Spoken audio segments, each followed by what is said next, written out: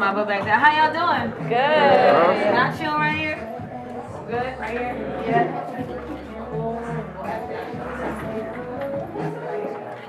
Yo. Man, I talk a lot. And y'all gotta forgive me because I definitely have been singing and traveling a lot, so my voice is kind of gone a little bit, but how y'all doing? How y'all feeling today? Everybody alright? Yeah. Man, I just want to say that I am extremely happy to be here. I appreciate every single last one of y'all that are in this room. I thank y'all for coming out. It means a lot to me, so I just want to talk to y'all and kind of just get a vibe. I'm very excited. I got an EP that's out right now, so I don't know if you got it, but if you do got it, I appreciate it.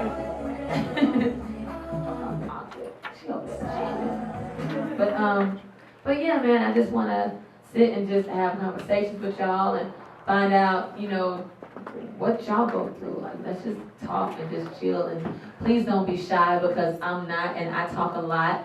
So, let's chat it up. So, I think Cannon, I guess in terms of just kind of tell a little bit about myself. Tell your story. I guess. So, for people who may not know, my name is Sevyn Streeter. I am signed to Atlantic Records / CBE, Chris Brown Records. I'm a singer-songwriter. I have been, writing for about 5 years, doing a lot of songwriting, which actually led me to be able to be here and have my own single today. So, I'll just start off by saying I was in, I've been singing my entire life. I grew up singing in church, little black girl singing in church. How many of y'all grew up singing in church? It's kind of what we do. We be in the choir, singing This Little Light of Mine.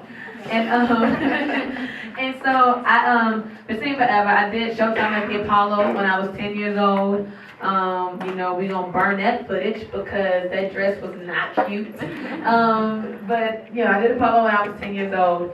I kept singing around the age of, let's say, like 15 or so. I was able to open up for a group called B2K. So I bet every girl in here was in love with B2K at one point in time. Who was your favorite member? My favorite member was Fizz. I used to love me some Omarion. I used to love me some Fizz. And that's actually how I had the opportunity to open for them, because for me, I was doing shows around Orlando and things like that. I'm from Haines City, Florida. I'm a Southern girl. So I don't know how many of y'all are actually from Atlanta, but I'm a country girl, I'm a Southern girl, I'm a Southern belle all day long. But I actually was doing shows in Orlando and things like that. And I was such a fan of B2K that I went online to find out where they were gonna have, their concert at. And then I got the number offline for the high school, and the principal's number said, my mama, look, like B2K's performing here, see if I can open for them. And she did. I got to open for them. Next thing you know, their manager at the time was putting together a girl group. And the name of the girl group was TG4.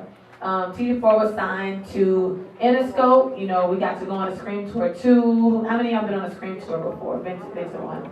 Used to be in love with those tours, right? So I was able to go on that tour. Shortly after, probably maybe like a year or so after being in that group, it ended. I was crushed. I was devastated. I was crushed. And, I did, all I knew to do was to keep trying to sing. So, anytime I was at a studio and they needed somebody to demo something, I'd be like, okay, I'll demo it. And, I wasn't making no money. I was definitely demoing for free. But sometimes that's just how I be. That's what you got to do. So I ended up demoing for them. And a couple of years after that, me and my family moved back to Florida. And my cousin was like, you should create you a MySpace page because people are getting record deals off of MySpace pages now. And I was like, well, I don't know. I don't know what I'm going to do. He was like, well, I'm going to do it for you. So he took my music and my pictures and created me a MySpace page. And then next thing you know, a couple of months later, Rich Harrison, I don't know if any of y'all know a lot about producers or who knows Rich Harrison. Rich Harrison was a really huge producer. He was like, I'm starting a group called Rich Girl, and would you like to be in Rich Girl? And I was like, oh, this ain't really no Rich Harrison. Who do you think I am? You got me messed up. This is not no Rich Harrison. So he flew me to DC, I auditioned for Rich Girl, became a part of a group called Rich Girl. I don't know how many of y'all are familiar with Rich Girl, but thank you. But ended up being in Rich Girl. We actually had the pleasure of touring with Beyonce. We were her opening act for her entire U.S. leg for her I Am Sasha Fierce tour, and that was great. And had some singles out. We had a single called He Ain't With Me Now, and we also had a single called Swagger Right. Yeah, that was the song.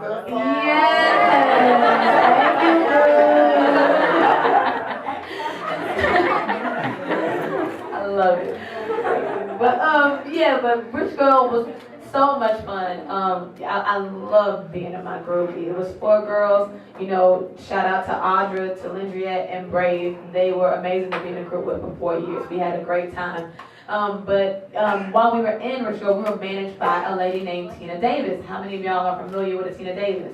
If you don't, and honestly, how many of y'all in here want to do music or be in entertainment in any kind of way? If you don't know who Tina Davis is, you should get to know her because she's a really, really powerful, influential woman in the music industry. She was an A&R at Def Jam for many, many, many years, top A&R, and she manages Chris Brown. She discovered Chris Brown. She manages myself. She's really, really incredible. So she's a powerful, incredible, powerful black woman. Y'all need to get to know her. But she actually managed myself and she managed Rich Girl and Chris Brown. So I met Chris through Tina Davis. We had a session across the hall from Chris one day, and I heard that he was about to go and start writing. When our session was finished, and I was just like, so I said, excuse me, Chris, sir, Mr. Brown, sir, I heard that you were about to go and write. Would you mind, can I come write with y'all? And I didn't have any placements. I had never had a song placed on an artist before ever, and he was just like, yeah, I'm gonna come get you. I said, okay. So I went and I sat in the lobby and I just waited. And I waited. Oops. And that ring don't like me today. And I waited. And sure enough, just like he said, I'll never forget the thought now, and the whole moment is just gonna be forever embedded in my head. But he picked his little head out. He was like, Sevyn, we about to go right. You coming? I said, yeah, I'm coming. I'll be right there. So thank you. And so, I ended up. Remember, I was nervous as hell. Not even gonna lie. It was actually my first time ever working with him and another writer, artist, producer named Kevin McCall. I don't know if y'all are familiar with Kevin McCall, but yeah, shout out to Kevin McCall. That's my brother.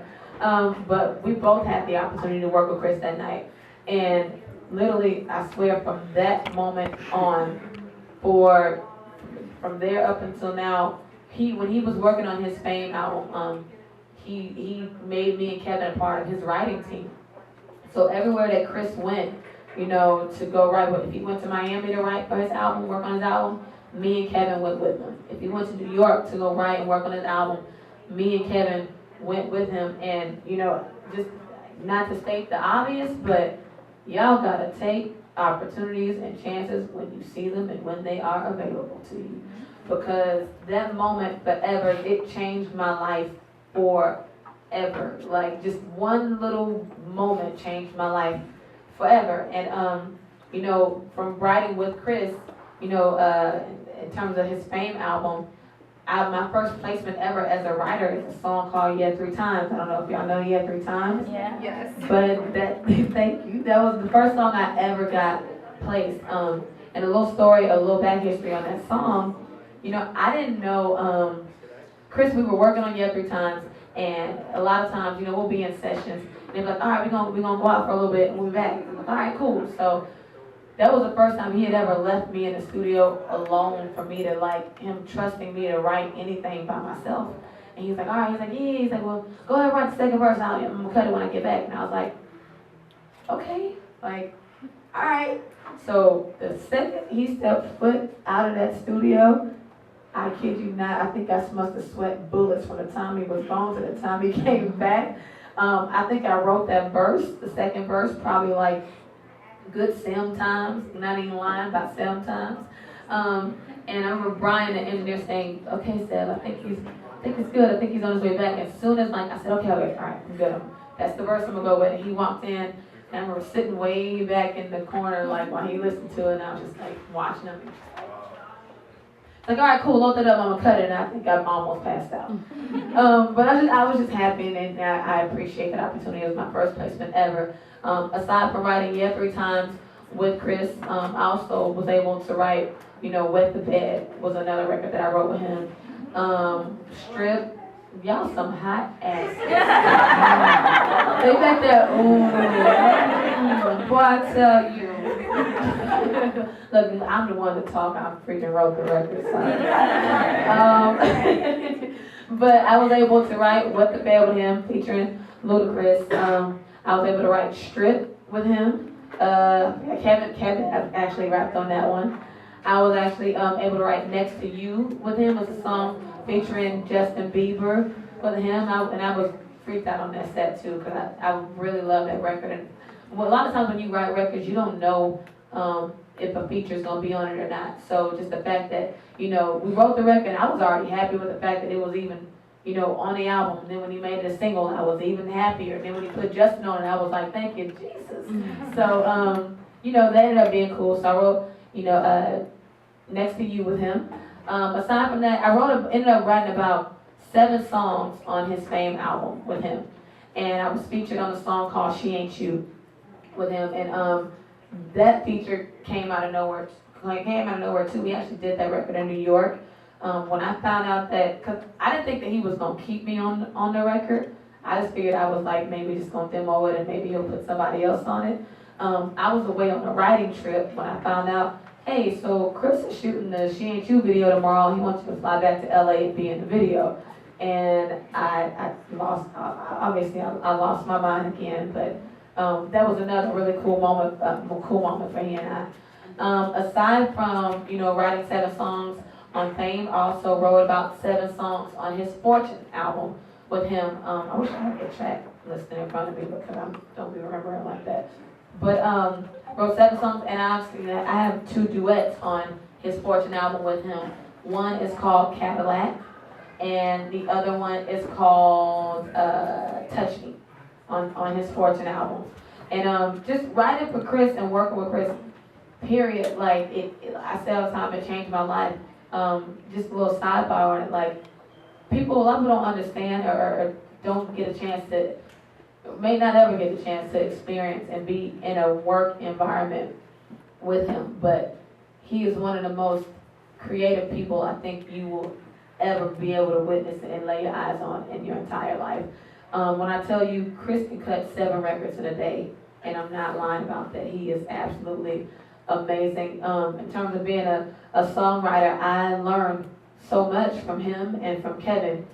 They to me, I say all the time, they are like the foundation of my songwriting. They taught me so much. And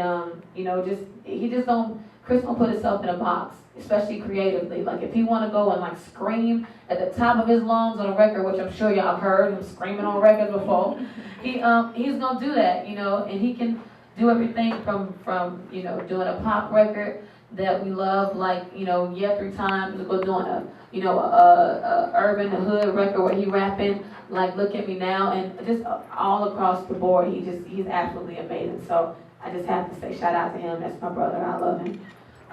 Aside from writing for Chris, that actually opened up the door for me to be able to write for a lot of other artists. So right now, the singles that I currently have out, who knows, is Tamar Braxton has a song out called All the Way Home right now. And I wrote All the Way Home. Thank you. Thank you. So I actually have to, and I love me some Tay Tay. I'm gonna take Marsha, she know. I love me some she, her. Yes, I love her so much. But I had the pleasure of writing that record. I actually wrote that record with another one of Chris's artists. Her name is Joelle James, who is absolutely amazing. So shout out to Joelle James. It was her first placement. I'm very proud of her. Aside from that, there's a song from an artist named Ariana Grande. A song called The Way that I actually had the pleasure of writing. So my daddy is blowing me up right now. But I was able to write right the way for Ariana Grande. And just a little bit of insight into like how songwriting works sometimes. I had no idea that that song was gonna get placed on Ariana, because when we first wrote the record, I wrote the record for Jordan Sparks. It was a record for Jordan Sparks. So myself and Jordan and one of my friends slash songwriters, Sherrod, we wrote it for Jordan. You know, we're in a session for her, you know, getting her vibe. Next thing I know, I'm on the road, you know, working. Hey, pretty girl. That's your daddy calling me. I don't know, girl. You know you. That's my management too. Say hey to Brittany, y'all. She work her ass off. So, man, so aside from, I lost my train of thought. I got excited because she was here. Ariana Grande. Thank you. Jordan Sparks. Jordan Sparks. We actually wrote the record for Jordan, and I was on the road when I got a phone call from the producer, Harmony.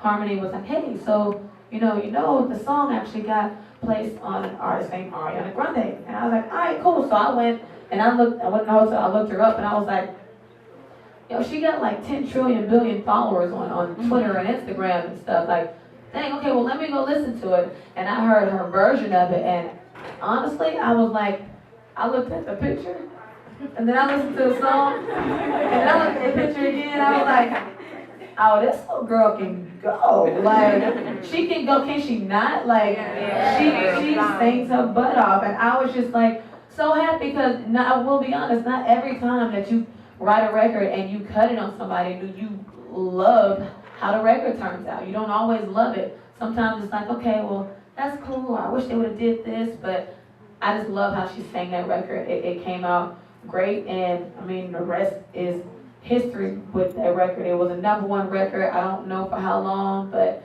you know, I appreciate that, and I was very happy about that. So, thank you. And aside from writing that record, there's another single that's out right now on an artist named Miss Kelly Rowland, who is like a sister to me, but a song of hers called Gone, that I actually had the pleasure of performing with her on Black Girls Rock. So it was like a little double moment of excitement, because, you know, not only is it a song that I wrote for her, but I actually had a chance to perform it with her on Black Girls Rock. So I was just kind of over the moon and just really excited about that. And I will say, like, you know, I know y'all see Kelly on TV, you probably go, oh my gosh, she's so sweet. Like, you think, oh my gosh, so sweet. And I want to say, what you see is what you get. She is one of the sweetest people I have ever had the opportunity to meet and work with. Not to mention, we look at each other and be like miming, because we're like, okay, you really look like you can be my sister. Like, so I had a chance to write that record with her, and you know, I remember she hit me.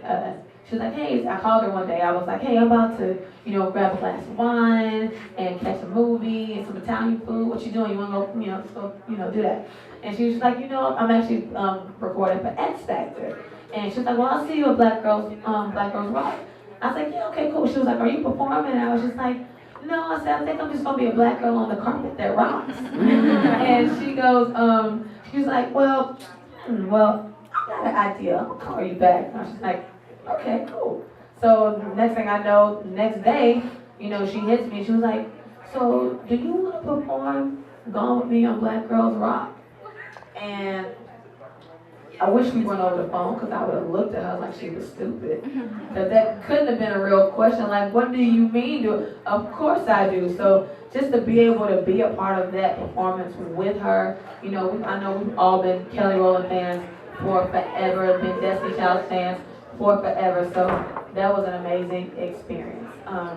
Just aside from just the songwriting, where I am right now is, I'm signed to Atlantic Records, CBE, like I said, and I'm just really happy to, just to have my own music out, to be quite honest. I never really thought that it would get to this point, but I didn't think that it would. I just knew that I just love music, and I just love to sing, and, writing came along, and I fell in love with writing, but, ended up recording for my album, and, writing records like It Won't Stop, and, the record is out. I remember the way that Chris even got on the record, I had no idea that he was going to be on the song. So I cut my version of it, and I love the song, and the next thing I know, they were like, so, listen to this version. And they played it for me, and Chris is singing on it, and I think on songs with Chris, you know, on his mixtapes, on Boy Attention, on all of his songs, but for him to want to be on one of mine, like, it meant the world to me, like, the world to me, like, that boy is really my brother. Like, y'all don't understand, that's my family, and I love him to death. So for him to do that, and I didn't even have to ask him, it meant a lot. So, and I do have to say, I gotta not only thank him, but I gotta thank y'all, because y'all made that record #1. And if it weren't for y'all, it would not be a #1 record. So shout out to everybody in this room, and I love y'all, and I appreciate y'all for that. So thank you very much. But yeah, man, we just had a good time with it. Filming the video, we had a great time filming the video. Chris directed it, and you know, that's something else that he's really great at. And not to mention that I had, you know, a good little time filming it, because I had some eye candy in there that I could look at. So shout out to Mr. Darrell Wright, because yeah, he made that day not feel like work at all. Yeah, but that was a lot of fun doing It Won't Stop. And now here we are. We're at the Call Me Crazy But EP, and I am extremely, extremely excited about this body of work. And I say that because, you know, I will say I came to a point probably a few months ago where I was kind of getting a little frustrated with myself, because, you know, I felt like I had records, and I felt like I was being truthful about the records, but for some reason they weren't making sense to me. And you know, I was able, you know, talked over with my team, and you know, to look at the songs that we had. And when, you know, sometimes if you look at a puzzle or a picture too close, it doesn't make any sense. But if you step back from it and you rearrange it and you move things around, you go, oh my God, like, it says something. Oh my God, it tells a story. And that's what this EP does. I realized that I was telling the story of a relationship that I had been in. You know what I mean? So with records like It Won't Stop, records like It Won't Stop, I literally wrote that from my experiences. I was dating somebody, and that was the only person I wanted to be around. Like, have y'all ever felt like that? Like, you date somebody, that's the only person you want to be around. And then it's the little things that mean so much to you. So, like, when I say, like, J-Zone with your shades on just to bring you something to eat, that was for real what he did. He had his J's on, his shades on. Hey, boo, with your shades on. He had his J's on, with his shades on, and he brought me something to eat. And I just thought that was just so sweet, you know? So I put it in a song. I got this thing, and I don't know if y'all heard it before, but I do this thing that I like to call, I Taylor Swift that hoe, and I write about what I go through. And so that's what It Won't Stop is about. But the EP is basically, you know, it's talking a little more about, you know, my relationship and things that I've been through, and situations that my girlfriends have been through. Because I know, like how y'all know, we all got girlfriends that go through stuff. If one of them ain't going through it, the other one going through it. If that one ain't going through it, then you going through it. So the EP is just all about those experiences. And it's talking about the cycle of a relationship, the things that you go through, the good times, the bad times, the times where you love who you with, the times that you can't stand who you with. And I called it Call Me Crazy But, just because I felt like, you know, in relationships and situations, sometimes you feel like the person you with is acting a little crazy. You know what I mean? They act a little out of character, or they may feel like that about you. And, you know, but it's always at the end of the day, it's like, well, you know, call me crazy, but, you know, you are the one that lied. You know what I mean? Or call me crazy, but, you know, you did this, that, and the other. So when you listen to the EP, if you haven't already, it definitely just tells a story. It's a cycle of a relationship. So, you know, if you don't have it, I hope you get it. And if you do have it, it's on iTunes right now. You can get it right on your phone. Right on your phone. Mm-hmm. Thank you. So you can get it right now. And I mean, in terms of everything else, I'm just having fun with this thing. I just got off tour with K. Michelle. I don't know if any of y'all came out to this. Hey! I don't know how many of y'all, if y'all were able to catch the show. I think we were here like 2 weeks ago. Did anybody here catch the show? No? Okay, we gotta come back.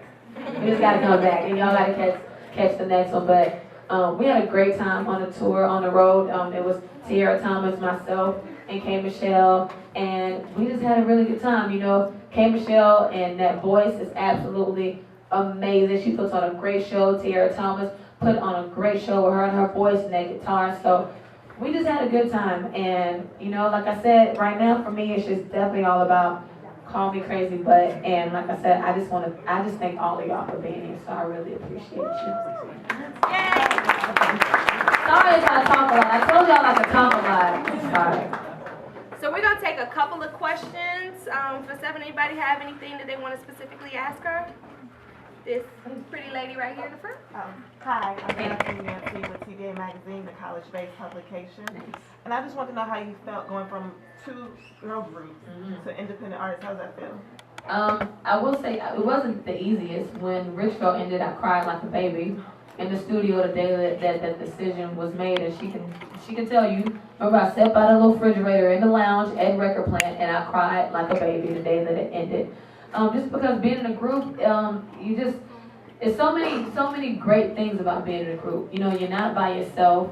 You know, on days where you're tired, you know, you have somebody to pick up the slack. You always got somebody to talk to. You know what I mean? So, in your areas where you feel like you're not that great in, somebody in your group is going to be really great in that area. So, going from being in a group to being by myself, I had to love to dance. So, I get to dance exactly how I want to dance. Like, you know what I mean? I live for Janet Jackson DVDs and Beyonce DVDs and Usher DVDs, Chris Brown. You know, Me?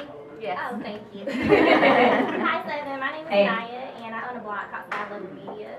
And I want to go back to the title of your EP, Call Me Crazy But. So I want to know what's the craziest thing you've ever done in a relationship that shows that you were really in love?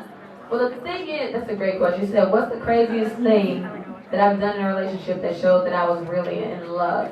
Well, see, here's the thing. Now, this is all about perspective. Because I don't think that it was that crazy. But, I mean, and y'all, I really don't think it's that crazy. But he thought it was, he was like, what are you doing that for? He thought it was crazy. But I definitely do my occasional Instagram, Twitter stalk. I'm not gonna lie. Y'all who's done an Instagram, Twitter stalk? So is it crazy? Wait. All the women say no. Men, is it crazy? Wait. So men, y'all know Instagram stalk? Have you ever Instagram stalk? Don't lie. Who said 1 or 2 times?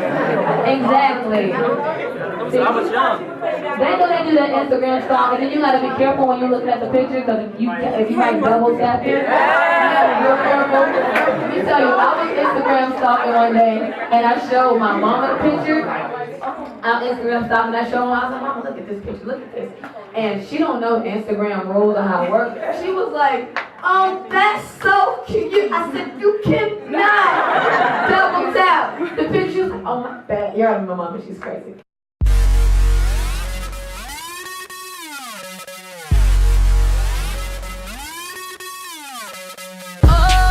I think I might need a cigarette, cause we be off and then we on again. I just don't get it, don't know why we do this for.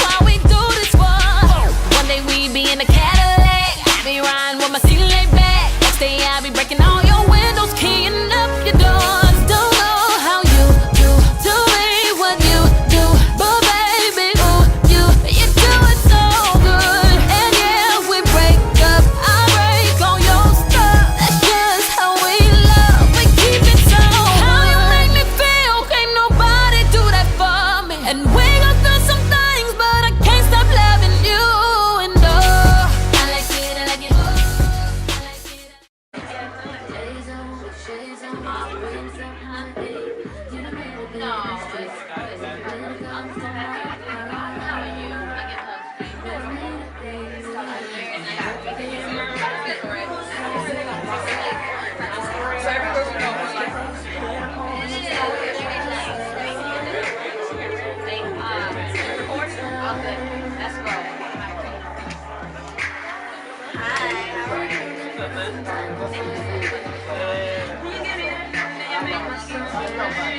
be with you all day. 10 to 7. All day tomorrow. I gotta take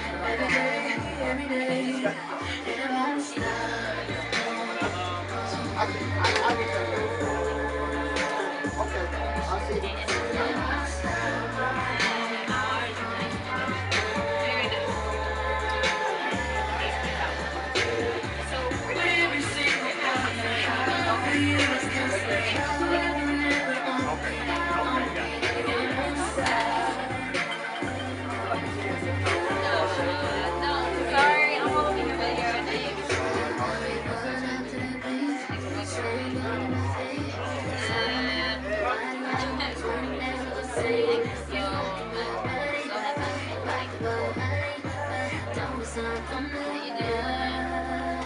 sound like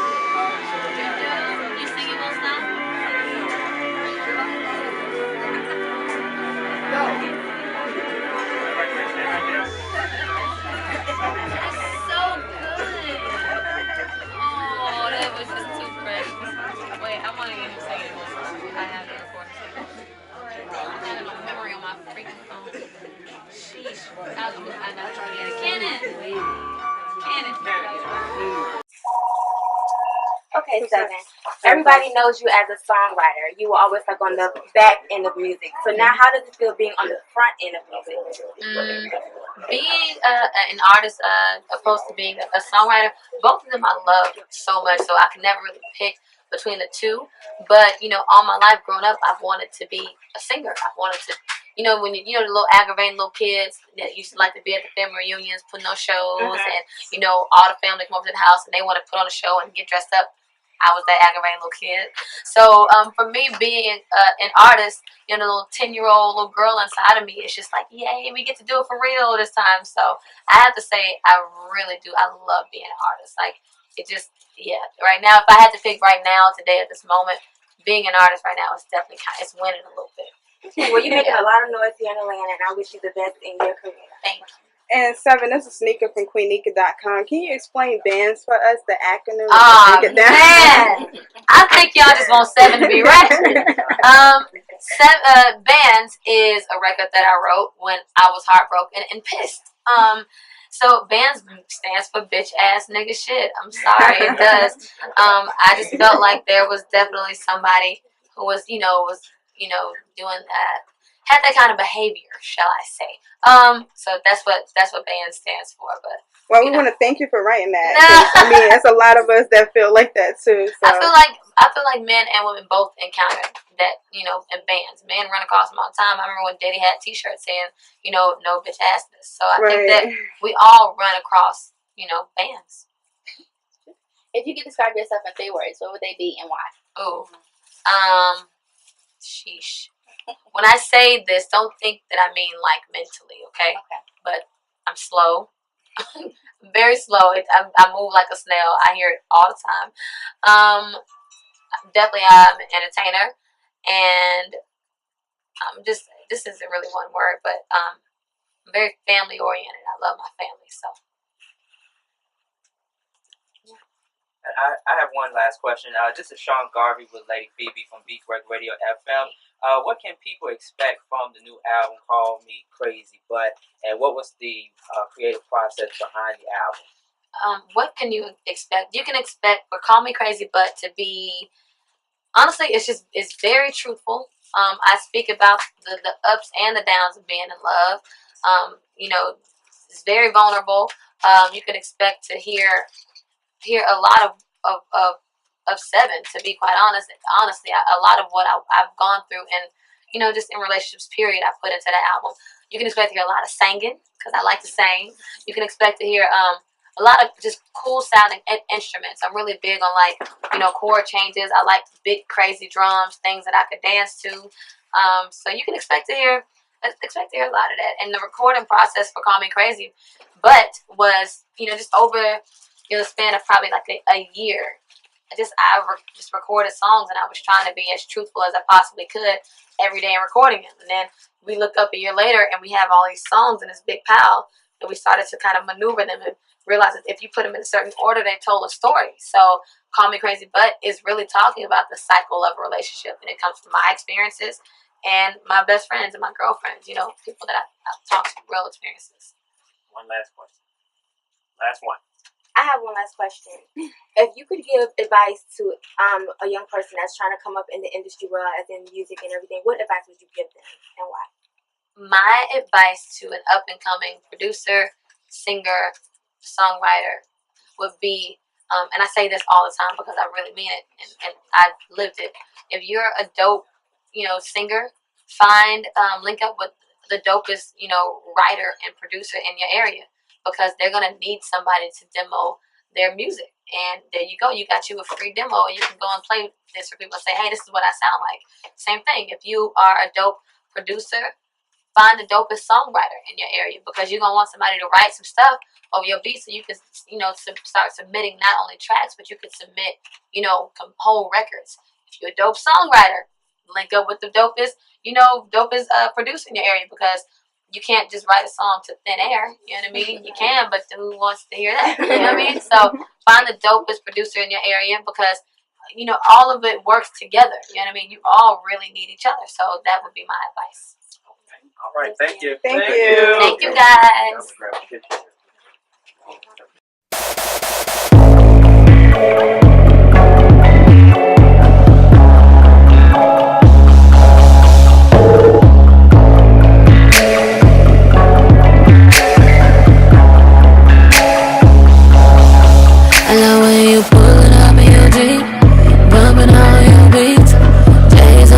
Shades on just to bring me something to eat. You the man up in the streets, but when it comes to my heart, that don't mean a thing. Baby, hop in my ride. Ooh, it's hot as hell outside.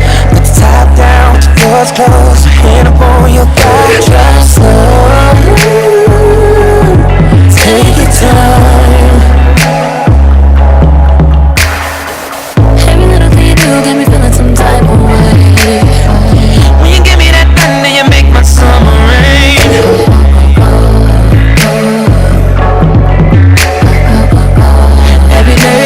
Every day, and it won't stop.